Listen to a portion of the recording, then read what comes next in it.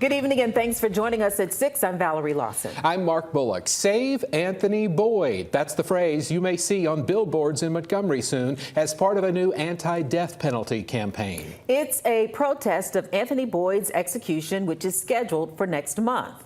Alabama political correspondent Jessica Umbro joins us live in the Capitol studio. And Jessica, what are anti-death penalty advocates trying to say with this campaign? Well, they're saying while they're against the death penalty entirely, they're also protesting the way that Boyd is set to be executed by nitrogen hypoxia. Boyd had picked nitrogen as his execution method back in 2019. But Boyd, as well as the anti-death penalty advocates, now say after seeing a handful of Alabama executions that were carried out in this way, they say it shouldn't happen again.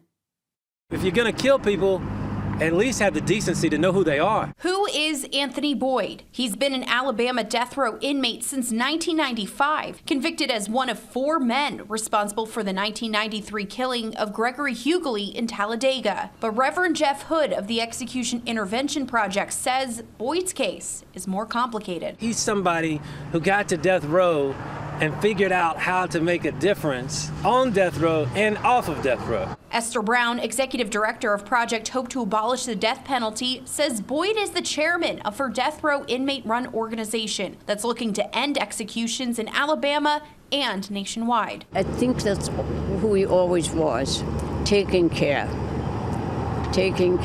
of those who need it. Boyd is less than a month away from his scheduled execution by nitrogen hypoxia. But Reverend Hood says he saw the method carried out on Kenneth Smith last year. He says this mask is just like the one that he saw during that execution. I think that the people of Alabama, they need to see this mask.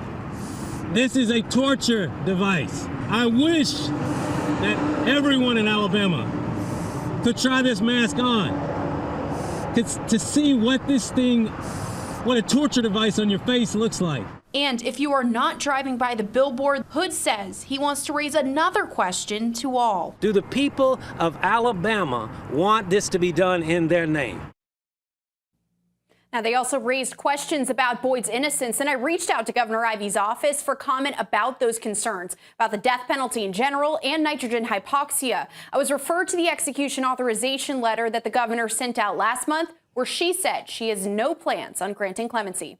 All right, thank you so much. Well, the 30-hour time frame for Boyd's execution starts at midnight on Thursday, October 23rd.